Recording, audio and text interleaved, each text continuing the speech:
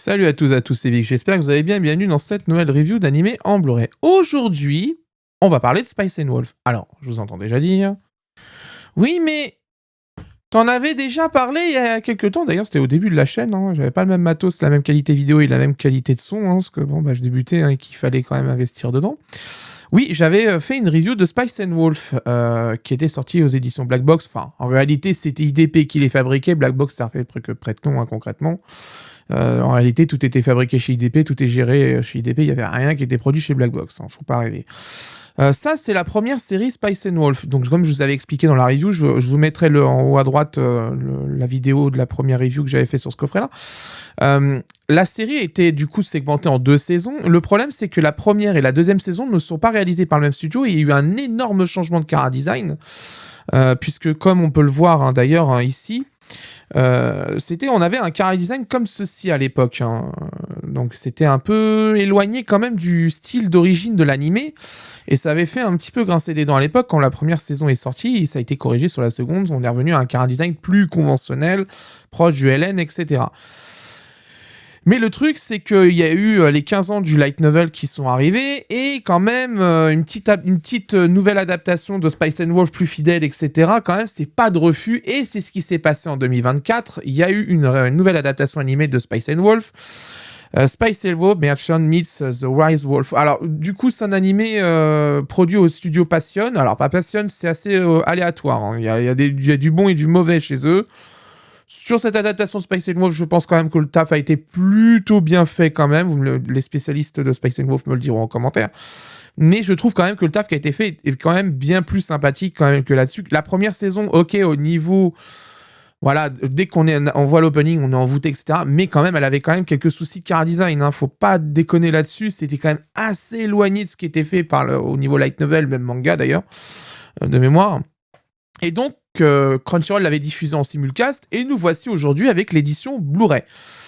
Alors, si vous avez vu les reviews de... C'était... Comment ça s'appelle oui, de My Dress Up Darling, c'est sur la même base, c'est-à-dire c'est un coffret plutôt fin, case rigide, digipack, 2 disques, une carte. C'est la même base là-dessus, on changera pas.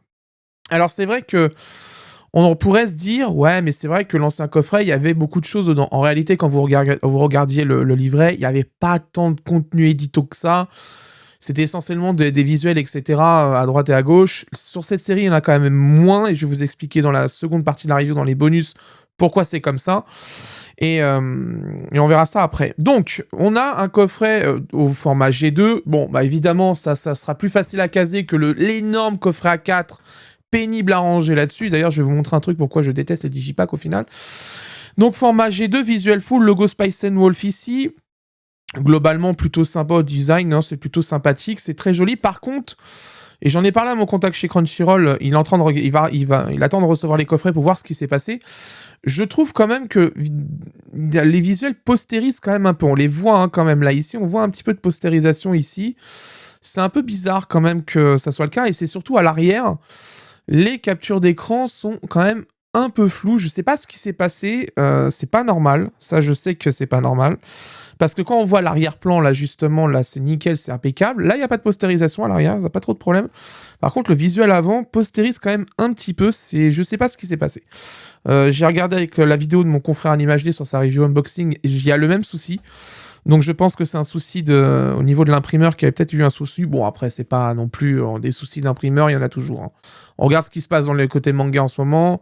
Entre les problèmes de moirage, les problèmes de jaquettes qui vont pas, les problèmes de couleur, etc. En ce moment, les imprimeurs, c'est compliqué, hein, je peux vous le dire. Donc, format G2, etc. À l'arrière, on a le petit texte atroce. Takeo Takashi revient dans l'univers Spice Wolf. Alors, il revient, mais en réalisateur en chef, parce que il supervise en fait le boulot du réalisateur qui a été choisi pour cette série. On en parlera dans la seconde partie de la review. Mais il n'est pas seul hein, quand même. Attention, il ne faut pas dire n'importe quoi, mais il est quand même pas seul. On a les petites captures d'écran qui sont un peu floues quand même là-dessus. Les bonus, on a une carte postale, la chaîne Holo, la Sage Louve mini-anime Vostefr. Alors c'est pas vraiment ça, c'est pas vraiment un mini-anime, etc. C'est plutôt Holo, la VTubeuse plutôt. On en reparlera d'ailleurs dans la seconde partie de la review parce que ce bonus est assez long quand même. Vous le voyez d'ailleurs à la durée bonus, 109 minutes. Je peux vous dire que quand même, il y a de quoi débiter là-dedans. On a les bandes annonces VostFR et les opening ending qui sont pas traduits, hein, ça parce que ça c'est une question de droit comme d'habitude. On peut voir ici qu'on a 2 disques Blu-ray, 13 épisodes, 325 minutes environ. Donc c'est une première partie de saison. Il y aura un second coffret qui va arriver. Les bonus environ 109 minutes. L'audio VOVF est en Dolby True HD stéréo. Et on a une vidéo en 1080p. Bon, ça on verra après. De toute façon, la seconde partie de la review technique. À l'intérieur, vous avez du coup la carte. La voici, la voilà, qui est très jolie. Par contre, qui est superbement bien imprimée. Elle est très très jolie. Elle est vraiment nickel, beaucoup mieux imprimée que le visuel de la face avant d'ailleurs. C'est pour ça que je me dis qu'il y a peut-être un souci avec un visuel, parce que derrière c'est mieux imprimé et la carte est mieux imprimée. Voici le digipack, qui est très joli hein, là-dessus, pas de problème, c'est vraiment très mignon. On voit clairement que le design a quand même pas mal changé, parce que quand vous regardez ce design-là et que vous prenez l'ancienne série, voilà, je vous le remets, il y a quand même un écart qui a été fait, ça n'a rien à voir, regardez. Ça n'a strictement rien à voir. Je vous mets le avant-après, enfin le après-avant. Regardez, ça c'est l'ancienne série, ça c'est la nouvelle. Ça n'a rien à voir au niveau design. Et c'est ce qui avait fait un peu grincer des dents justement à l'époque les fans de Spice and Wolf avec la première adaptation animée. Et qui avait été corrigée sur la seconde saison, comme je vous ai dit tout à l'heure. Donc voilà, c'est très bien imprimé, très joli là-dessus, pas de problème. On voit qui d'ailleurs a fait l'illustration ici. Vous voyez, voilà. Voilà, donc on voit que c'est une licence Kadokawa, évidemment. Voilà, bon, bah voilà, c'est bien, c'est très bien. À l'intérieur, vous avez un disque. Alors ça, c'est bien parce que ça fait une petite référence justement à l'animé. Vous avez le disque 1 qui est un peu en mode automne, lever de soleil, etc. Vous voyez, c'est très joli. Et le mode nuit. Et c'est là où justement on connaît l'histoire Spice and Wolf, c'est justement son mode nuit quand elle montre sa véritable apparence. Ça fait un lien directement à ça. On a les disques qui n'ont pas le même visuel, ça c'est quand même vachement cool, saison 1 directement. Donc il y aura un deuxième coffret, donc au total ça fera 2 coffrets en 4 disques au final. C'est plutôt joli, derrière vous avez un dégradé de couleurs vert, bleu, c'est très joli, c'est très mignon. Là-dessus pas grand chose à dire, c'est correct. Le truc c'est que oui évidemment les gens ils vont se dire oui du coup il y a moins de contenu. Évidemment, parce que de toute façon vu que ça a changé d'ayant droit et que il y a le respect des licences et des droits d'acquisition et des visuels, si vous comprenez ce que je veux dire. Évidemment, il y aura un peu moins de choses. De toute façon, ça c'était sûr et certain. Mais au moins, c'est dispo dedans. Mais vous allez vous dire une chose, c'est que il y a 13 épisodes, il y a 2 disques, mais il y a quand même 109 minutes de bonus. Et ça, on va voir ça dans la seconde partie de la review. C'est un peu embêtant pour le technicien vidéo et ça va lui compliquer la tâche, pas qu'un peu quand même. On va passer à la seconde partie de la review, analyse vidéo, audio, VF, traduction. Bon, on va voir si enfin les italiques, parce que franchement c'est pénible, quand même 12 ou 13 Blu-ray quand même sans italiques, ça fait beaucoup quand même. Les bonus, on fera le plus et le moins et je vous dirai où on peut le choper au moins cher ce coffret, sachant qu'il y aura un deuxième à prendre juste après. A tout de suite pour la seconde partie de la review. Bon, pour cette review, j'ai pu comparer l'édition japonaise, parce qu'il y avait déjà un comparant qui existait, et la version Crunchyroll Web. Voici mon avis. Au niveau de la définition sur 1920 par 1080, ce qui est de plus classique, un FPS de 23,76, une compression en H264 et un débit vidéo qui avoisine en moyenne à 26 mégabits par seconde. On en discutera après de pourquoi c'est aussi bas. Annoncé en février 2022 pour le 15e anniversaire du light novel, cette nouvelle adaptation de Spice and Wolf est réalisée par Ijiri Senpai et Takeo Takahashi, qui avait réalisé la première série, revient en tant que réalisateur en chef, le tout animé au studio Passion. Il faut savoir que la première adaptation de l'animé, je l'avais faite en review et j'avais expliqué qu'entre la première et la seconde saison, le changement de studio avait été extrêmement visible, puisqu'on avait littéralement changé de chara-design, la palette couleur, et bref, tout avait été changé. Ça faisait un grand écart entre les deux quand même. Cette nouvelle adaptation se veut plus fidèle au design d'origine et ne commettra pas la même erreur qu'il y a eu sur la première adaptation, puisque la saison 2 est déjà annoncée et que très vraisemblablement ce sera le même staff qui sera reconduit. La première chose qu'on peut constater, c'est que Crunchyroll a récupéré le Blu-ray Master, parce que notre édition française, il y a un passage où c'est très facile de le détecter, c'est sur l'épisode 2 vers 5 minutes 33. Il y a un zoom à un moment sur la tête de Holo et je vous montre à l'image. Sur le Master TV, il y a eu un oubli au niveau des calques d'éclairage, c'était trop fort et ce qui donnait une teinte trop saturée comme si elle était en plein soleil. Or, le problème, c'est que ça se passe la scène dans une scène sombre, c'est dans une chambre tout simplement où il n'y a pas de lumière. Et donc, sur la version Blu-ray, ça a été corrigé, ils ont désaturé un peu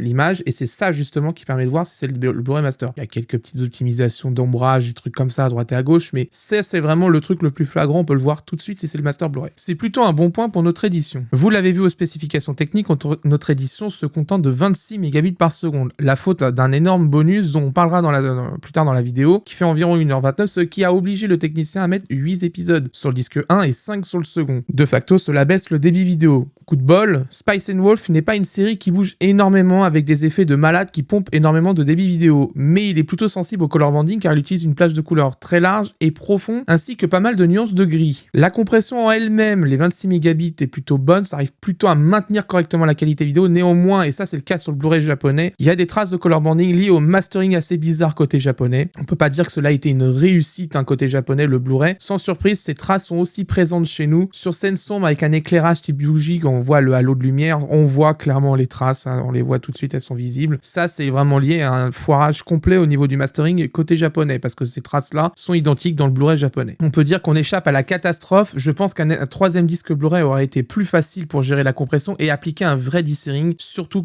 avec le gros bonus du disque 2 qui pompe pas mal de place quand même sur le deuxième disque. On aurait pu répartir plus facilement le nombre de disques par épisode, mettre le bonus, enfin le dispatcher entre les 3 disques, ça aurait été beaucoup moins lourd quand même à gérer, et surtout on aurait pu augmenter le débit vidéo, ainsi que derrière faire un vrai traitement de qualité pour le color banding. Au niveau du son, VO Dolby True HD stéréo 16 bits 48 kHz, la VF est pareil, sauf qu'elle est en 24 bits. Avec une super bande son signée Kevin Penkin, l'audio du Blu-ray est vraiment parfait pour quitter le son qui était pas propre de la version simulcast Crunchyroll, que je vous rappelle, la version simulcast Crunchyroll coupe à 15 kHz, tout ce qui est au-dessus, et ça fait que le son est pas terrible quand même. Là, la version Blu-ray, elle est plutôt propre là-dessus. Néanmoins, notre édition ne reprend pas l'audio 24 bits de la version japonaise. Ça, c'est quand même bien dommage parce que j'ai été vérifié. C'est un audio c'est en moyenne entre 17 et 20 bits à peu près au niveau de ses specs. Mais bon, normalement, il aurait fallu le laisser en 24 et comme ça, c'était bon, ça couvrait toute la plage. Là, on le récupère en 16 bits. Je pense peut-être pour faire un petit peu de place justement dans le Blu-ray. Je sais pas. La VF est produite au studio aux Bahamas. Alors, c'est une VF lyonnaise et je la trouve plutôt moyenne, même très moyenne. Sur les deux personnages principaux, ça passe. Caroline Naylor reprend son rôle de Holo. En revanche, Mark Willem a lui laissé sa place à Pascal Nowak pour Lawrence. Alors, moi, ça je trouve quand même c'est une VF faite à l'économie. Le mixage n'est pas fameux, les persos secondaires au niveau du casting, c'est pas dingue du tout. C'est une VF budget, soyons honnêtes, clairement. Ça s'entend tout de suite, il y a vraiment pas eu de budget vraiment dans cette série. C'est dommage parce que c'est là où justement, où Spice & Wolf en japonais développe toute sa quintessence, c'est dans le jeu des seiyuu. Là, malheureusement, quand même, à part les deux personnages principaux, tout le reste, les personnages secondaires, c'est vraiment pas bon du tout. Les choix sont pas très bien faits, c'est par accord avec les persos, enfin c'est un peu bizarre, c'est fait vraiment à l'économie de l'économie. Je vous laisse transiter le carton de doublage entre deux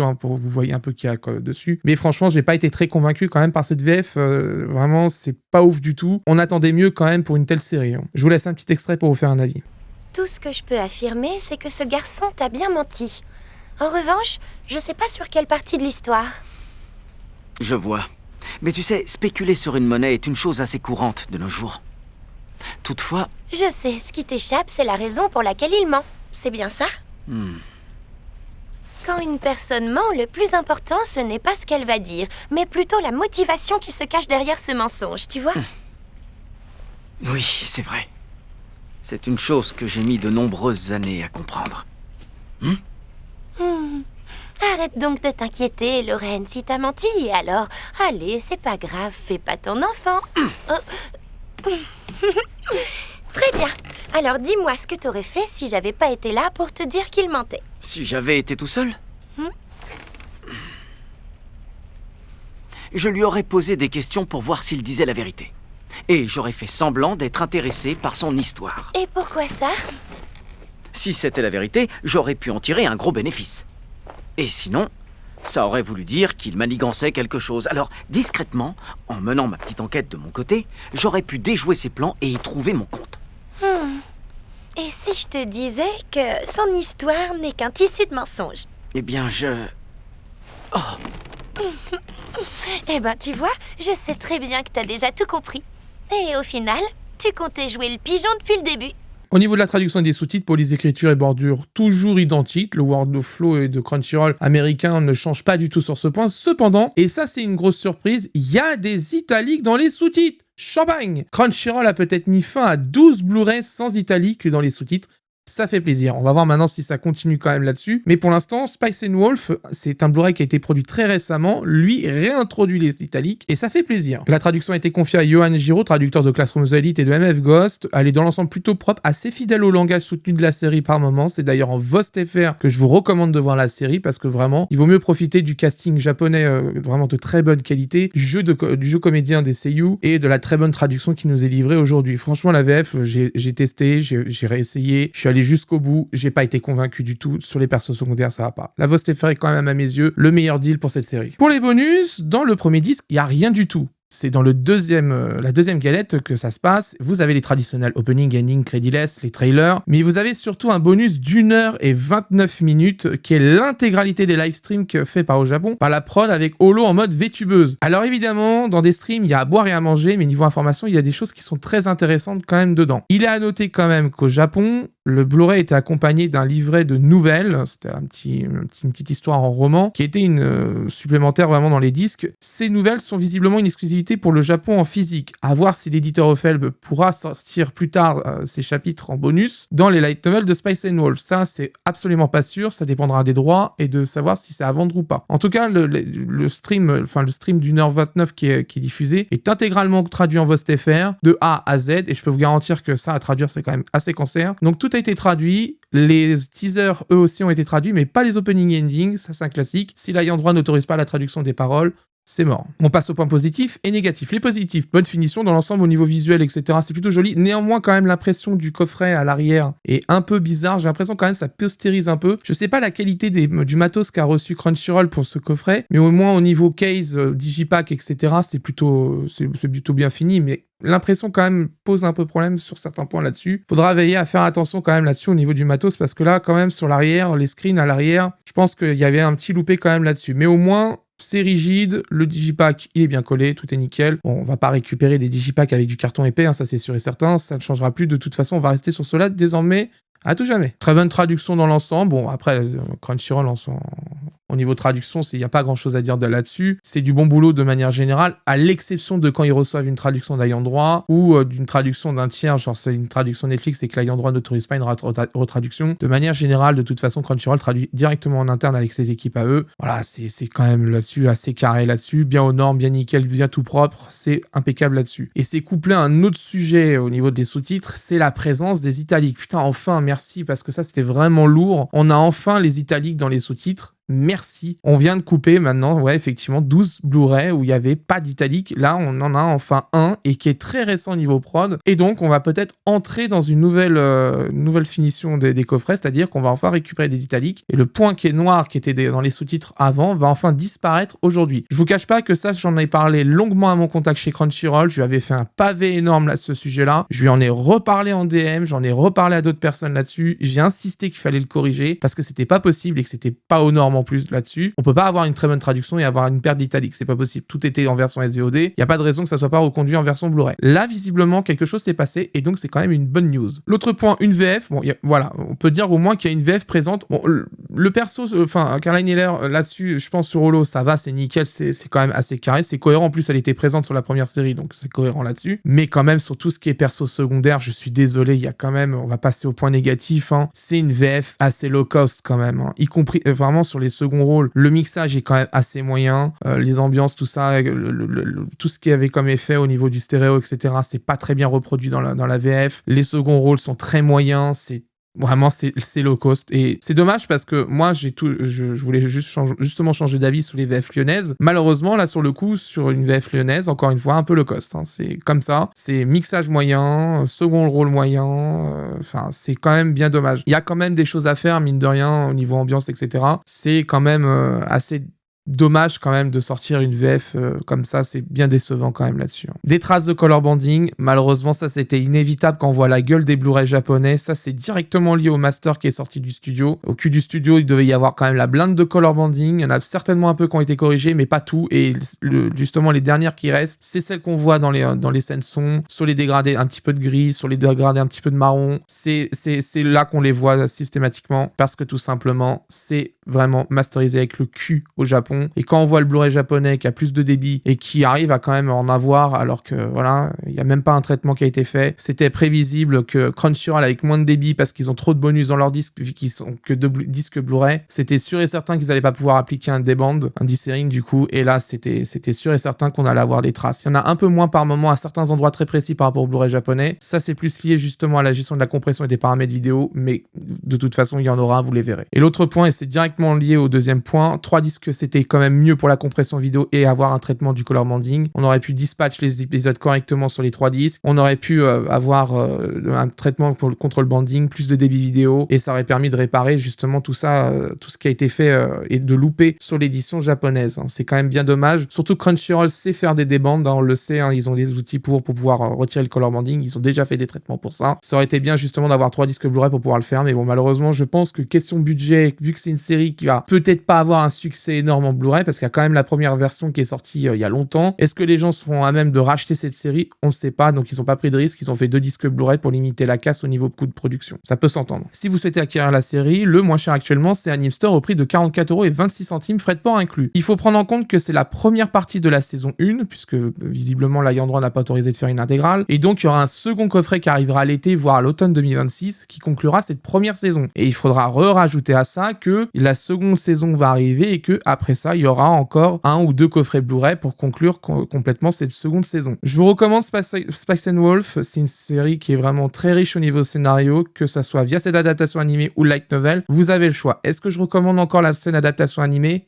Non. La saison 1 avait quand même son lot de problèmes, la saison 2 avait en partie corrigé ça, mais ça avait fait un tel grand écart au niveau des deux saisons que franchement, autant partir sur cette nouvelle adaptation qui au moins sera tout le long la même chose au niveau visuel, elle sera plus cohérente avec les designs originaux des personnages et ce sera quand même bien mieux là-dessus. Voilà, c'est la fin de cette review, j'espère qu'elle vous a plu. Prochainement, il y aura Adieu Galaxy Express 999 pour conclure enfin cette saga. Il y a un troisième film, c'est pour ça que je dis saga, parce que le problème c'est qu'il y a un troisième film et ce troisième film a tellement bidé au Japon que je crois qu'en plus il était même pas à vendre de mémoire. Donc All the Anime se concentre sur ce qui est possible d'acheter, c'est-à-dire Galaxy Express 999 et Adieu Galaxy Express 999. Le troisième film, c'est mort, je pense c'est tellement mort qu'on l'aura jamais de toute façon en France. Il n'a jamais été doublé, il n'a jamais été traduit, il n'a jamais été exploité, rien du tout. Et les gens, de manière générale, les fans de Galaxy Express 999 le détestent, ce troisième film. Déjà que le deuxième, il a fait grand débat quand même à l'époque quand il était sorti en VHS chez nous. Là, je pense pas que ça soit une bonne idée quand même de sortir ce troisième film, surtout qu'il est très éloigné de ce qu'attendaient les gens. Il vaut mieux s'arrêter là. La boucle est bouclée, le deuxième film est là et on va en parler prochainement en review. Ce sera une review d'ailleurs en 4K HDR. Si vous souhaitez soutenir mon travail, comme d'habitude, l'abonnement, le pouce bleu, la cloche, c'est giga important. Le bouton boost aussi, c'est super important. Ça permet de remonter la vidéo dans les algorithmes. Et si vous souhaitez soutenir financièrement, vous avez le bouton rejoindre pour avoir les reviews en avant-première. Et vous avez le super merci ou si vous souhaitez